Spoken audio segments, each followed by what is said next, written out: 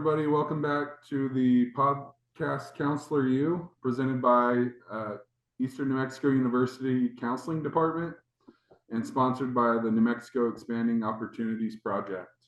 We are your hosts. I'm Taylor Call. This is Nikki McDowell Horn. Hi. And Katrina Weir. Today we'd like to discuss the school counseling program and whether or not that might be the right fit for you. So school counseling is something that I'm very passionate about.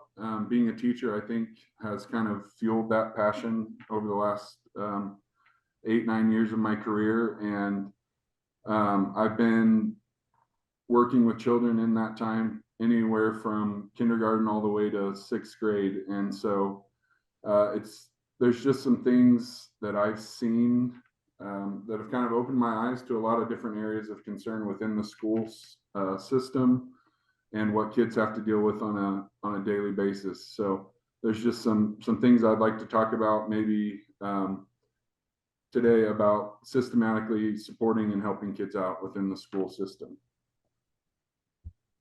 So within the counseling program at ENMU, there is 2 ways in which you can get your degree in school counseling. One of them is a 48-hour requirement, which is a Master of Education in School Counseling. And I'm actually pulling this directly from the enmu.edu website. So if you want to check this out later on, you can. And that's designed for individuals who wish to pursue licensure as an elementary or secondary counselor in New Mexico. And any information about licensure as a counselor from pre-K all the way to 12th grade, it can be obtained from the New Mexico Public Education Department Professional Licensure Bureau. It's a mouthful.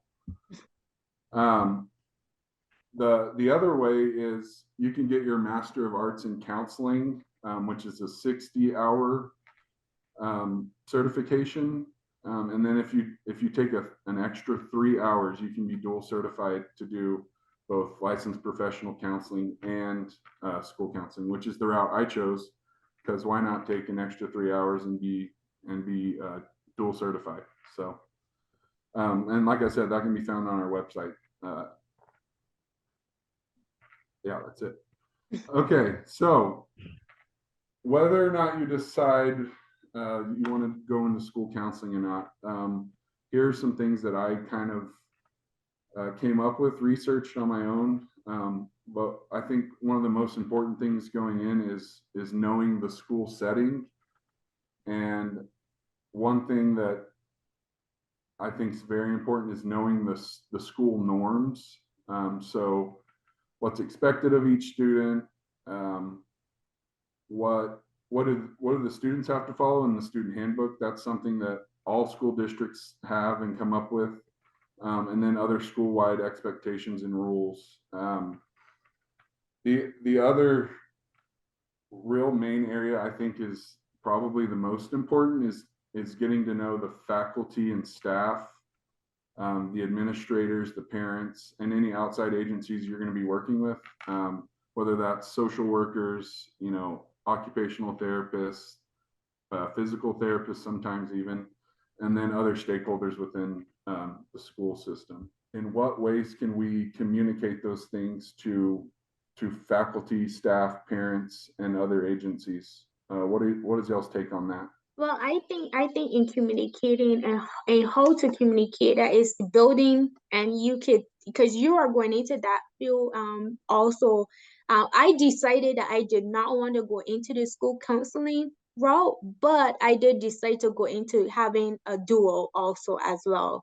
But my thoughts on that is making sure that you're building relationships with those entities, making sure that you are able to have good communication, have healthy communication with the teachers, with the parents, learning how, I think, effective, being well communicated, knowing how well to communicate with those individuals and others outside of yourself, building the relationship, because at the end of the day, and you can tell me if I'm wrong, Taylor, is making sure that the student is becoming the best student that there can be, whether they're struggling, whatever that they may be going through within that moment, being able to assist or guide them along the right path. So I would say building communications and building good relationships with those individuals as well. Yeah, absolutely. I think without a relationship being built, there's not going to be much communication, right? And so Absolutely. I think hitting the ground running and knowing who your teachers are, knowing who your Yes. administrators are, and in ways that you can help them out as well. Giving them tools True. to use within the classroom, or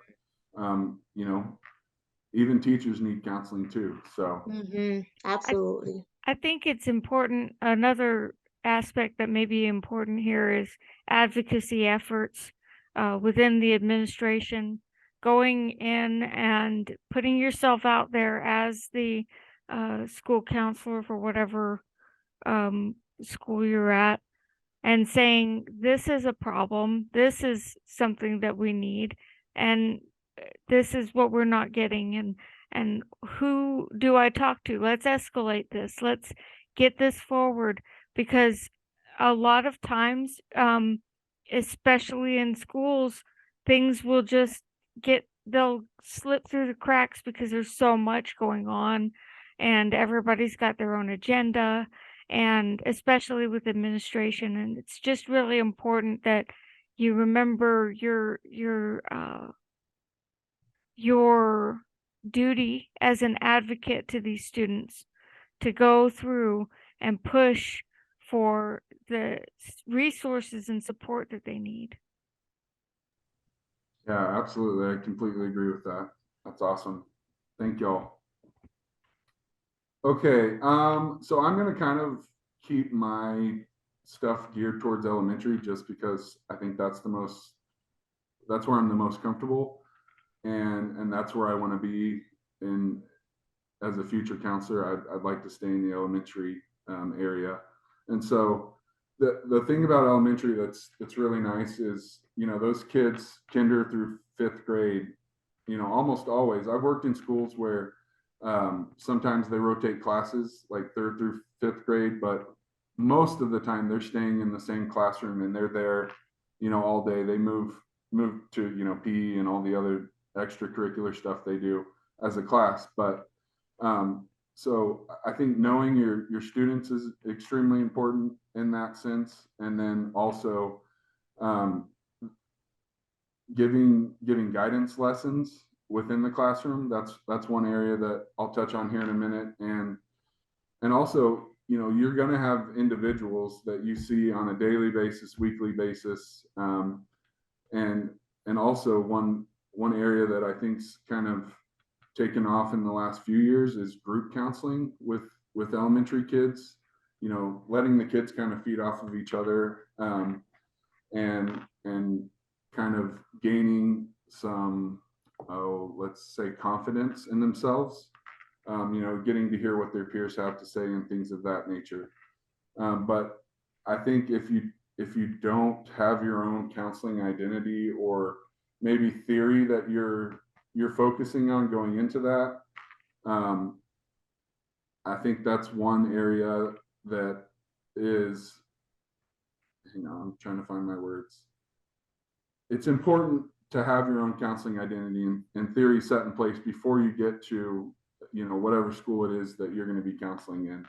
And so what are y'all's thoughts on counselor identity and application of theory? Man, I wish I was in school counseling all of my life. And I wish I had group counseling.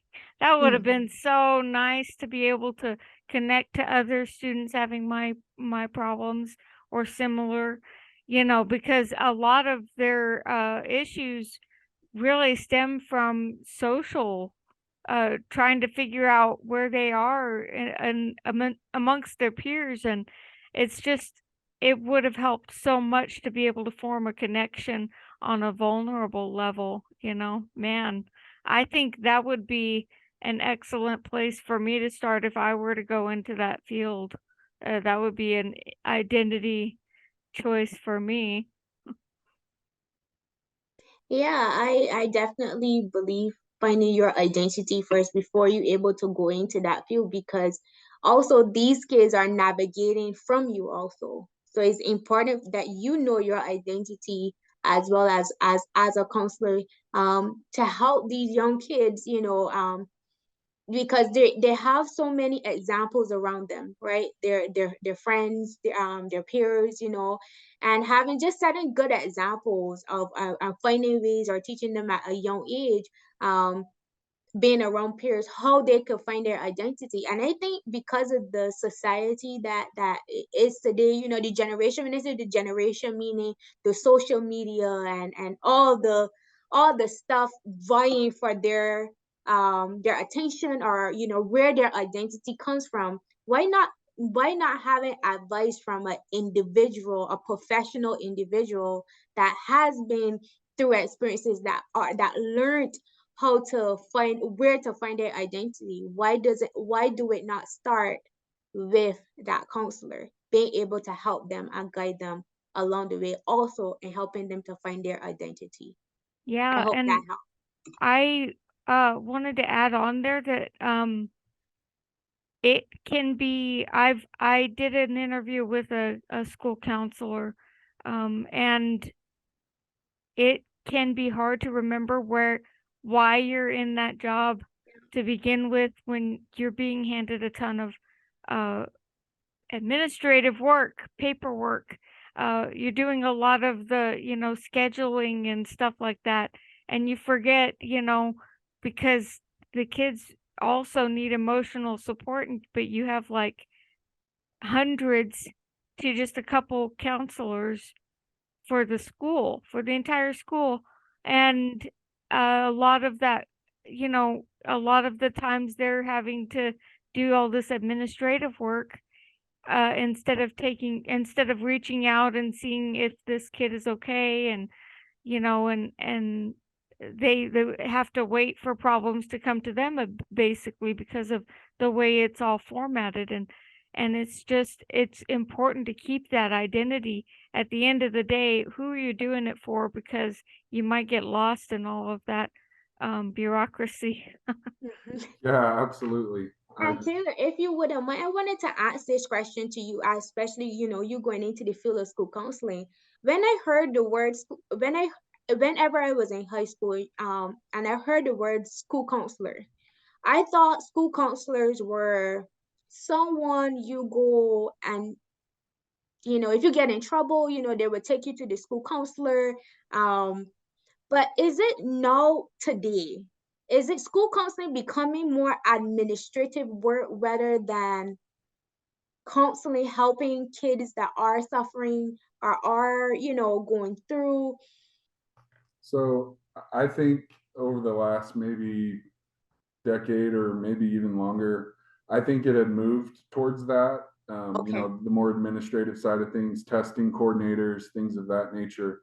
But I think once the pandemic hit and people started realizing that, how important mental health is, Yes. and especially for these kids that, were out of school for a year at a time or even more. I mean, where I teach at, we were out for a full year and a half, and Wow. we didn't have any face-to-face communication with those kids. It was all via Zoom, and that social emotional learning was hard. It was hard for I bet. them to get back into school. I mean, I remember the first week back teaching after coming back, it was like they didn't even know how to like sit and talk with each other. Yeah. Like it was really sad. It really was.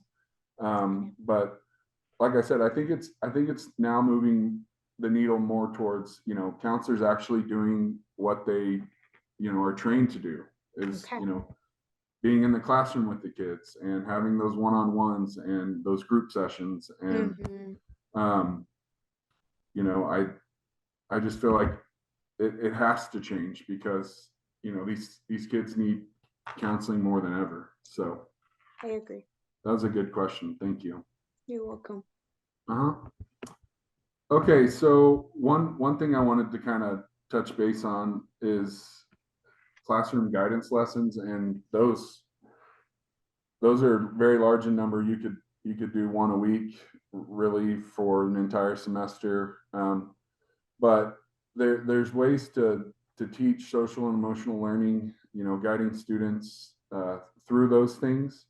And so just a couple of examples. It it has to be age appropriate, whatever you're doing. If you're doing a kindergarten lesson, you know, you wouldn't want to do something on, say, testing anxiety. You know, that's geared more towards fifth graders and sixth graders and the older kids. But you might start a guidance lesson with a storybook, and you know, talk about like why it's okay to be different, or how to be kind to your neighbor, and things of that nature. And so, you know, I think that's important to know your audience. You know who you're gonna, you know, be in the classroom with. And so one thing I wanted to ask y'all is I want you to think back to like when you were, let's say, third, fourth, fifth grade, and what would have been a lesson that you would have liked to have learned or heard from a counselor within your own educational journey? I think for me, my husband and I, we were actually talking about this. Not my husband, I sorry. My very good friend and I, we were talking about this up to Thursday, and I was telling her, I I I wish that, you know, growing when I was in, you know, those grades, I was not, I would say I felt all of my peers, all of the students around me were smarter than I. And everyone, and I didn't learn the way everyone learned. You know, we had the A's and B's, and then you have the other group who are the C's and D's and lower. But I wish that I would have had, you know, a counselor or someone during that time encourage me, you know, encourage me that everyone learns differently, and even though I may learn different than my peers, that does not mean that I will not have a master's. That does not mean I won't have an education because I am learning differently. And I think I was kind of outcast for that because I learned differently, and because I struggle with some, you know, English or math or with some classes. I didn't have I would have liked a counselor to to come in and talk to us as a group and encourage us as a class, and just reminding us, hey, it's okay if you learn like this, but here are some tools, here are some steps, here are some ways that your mom and dad can help assist you in, you know, some guidance from my parents also, in how to help me, you know, which my parents did an amazing job, but also give them some tools to help. So I guess some encouragement. I think I really needed just some encouragement outside of my parents, you know, telling me, hey, it's okay that you're learning different, and you're still going to be able to have the education that you desire or you want to have later on. Just encouragement, I guess. Yeah, absolutely. Encouragement. We all need that, right? Yeah. I need that on a daily basis. So. Me too. What about you, Nikki? What would have been a cool experience for you to have as a, you know, third, fourth, fifth grader? You know, I didn't realize until after Katrina was talking about that I agree. That was actually one of the several issues that prevailed in my life at those times. I had some issues at home that I would have loved to get some help with, and I had some issues with my intelligence. You know, math was so hard for me.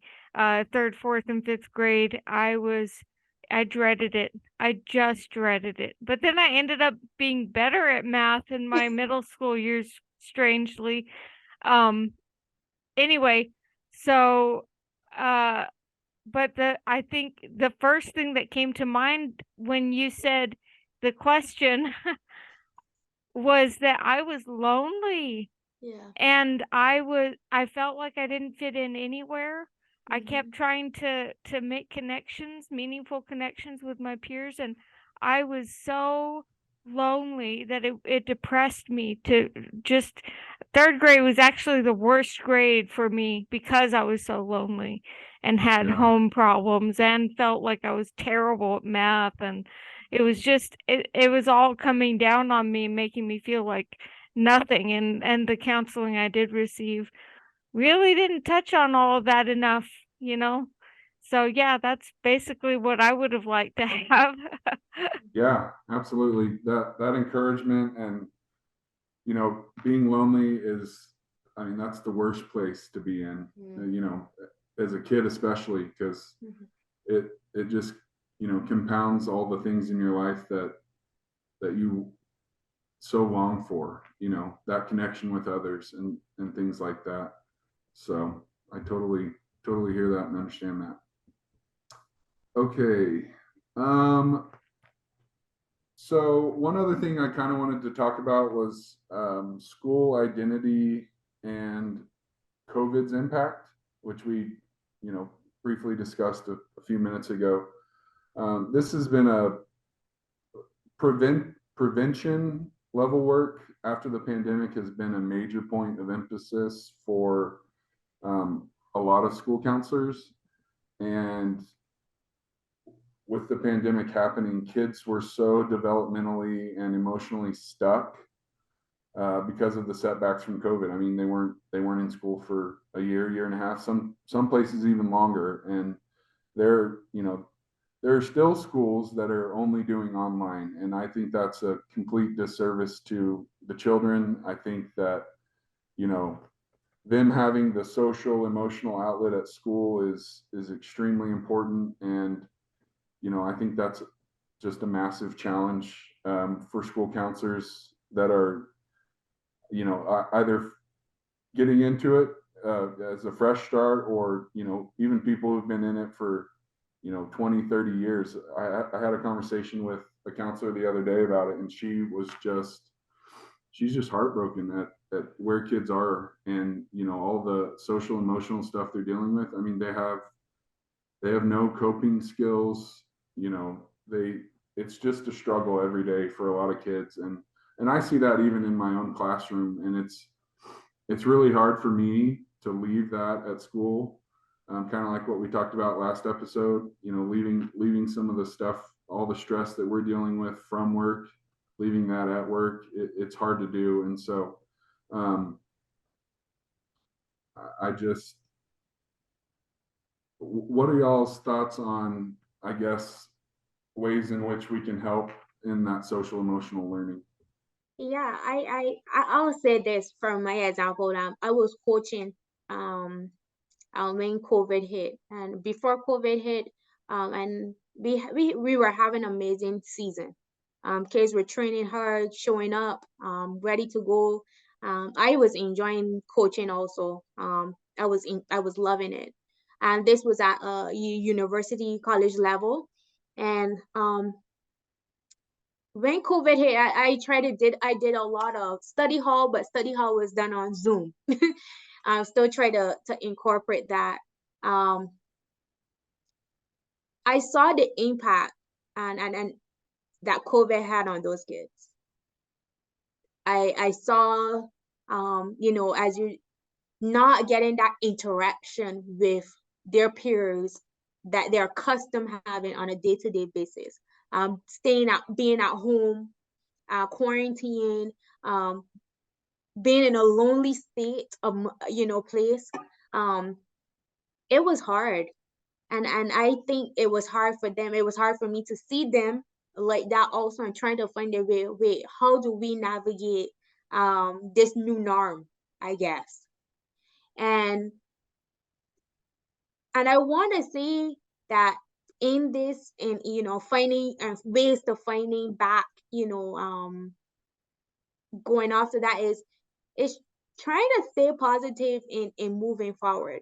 You know, COVID happened, and resetting, not resetting to the old habits or resetting to old ways, but finding ways where you are giving, as school counselors are giving kids the tools, the necessities, the tools that they need, that to help them navigate loneliness, navigate depression, navigate anxiety, navigate, to be able to come and feel open to talk with you. So I said resetting. I think there is a reset button that needs to happen after COVID, and a reset button may look different for everyone. But I just believe in finding tools mean resetting. And I don't know if that makes sense to you guys, but I think it's resetting the way that things was once done to finding ways right now that it will work. Because I think if you go back to how things was done, you may say it wasn't really done. There's ways that it could be done better. So Yeah. I would say now we're in a place where we can reset better. You can help these kids. Help these kids in the way that they need help, not just to check it off and said, okay, Right. but to truly impact these young kids in ways that is life changing for them. So I don't know if that made, for me, what came to mind when you asked that question is how can we reset in a way that it is about the kids and is about them becoming and learning and finding ways for them to stand out in society and be someone that thrive in this society. Yeah, absolutely. Nikki, any thoughts? I definitely think that forming an alliance, reaching out and communicating with the guardians of these kids, the teachers and the legal guardians of the kids, the people at home, would help immensely, because these, I think a lot of the time it's there's a lot going on at home, and everybody's home situation is different. And when we can reach out and help kind of give some psychoeducation, some resources, teach both the kids and the guardians, the family, what kind of social emotional cues or information that we can give them, or just basic understanding of instructions of what's necessary for academic success in these trying times. It's just all of that would be benefited by just communicating and trying to form an alliance. Yeah, communication is crucial, especially when you're working with kids, but outside of working with the kids in the school, you have administrators you have to talk with and other teachers, and so um, and parents. You may have a counseling session where you have to pull the parents in, and you have to sit down with them and talk to them about maybe the way that they're parenting and how it's affecting their child and their academics and or their social lives. And so I think that kind of applies to everything we learn in this program here at ENMU, and using our expertise from our evidence-based practices, that kind of pulls all the knowledge that we would use within a normal counseling session, say as a licensed professional counselor. We have to have all that knowledge in order to help that student succeed in whatever area that is. Stress management, anxiety, depression, all those different things that came with COVID's impact as well. So yeah, I'll just kind of say the conclusion here. So most times kids, they just want to be heard. They want to be seen.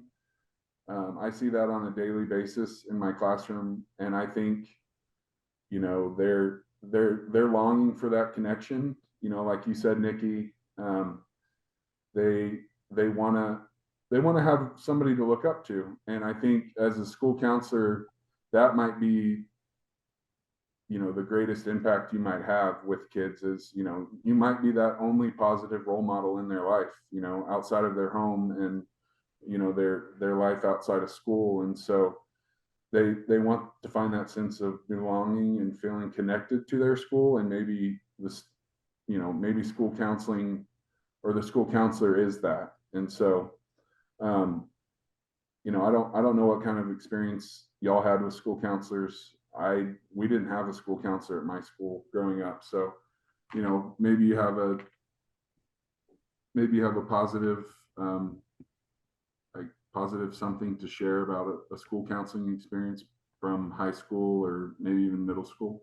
Well, me, yeah, definitely. Every counselor I spoke to in my life contributed in some way to my understanding of myself, and I appreciate them. But there is one counselor back when I was in elementary. She literally she went out of her way for me and helped me go to see a college that I might be interested in, and just really like opened the way for me, gave me hope, you know, by going out of her way to help me as a disabled person to see the possibilities for the future. I mean, that was just, I mean, I'll never forget it. I have pictures, you know. I'll never forget how important that was to me, for someone to give me hope for my future when I saw none.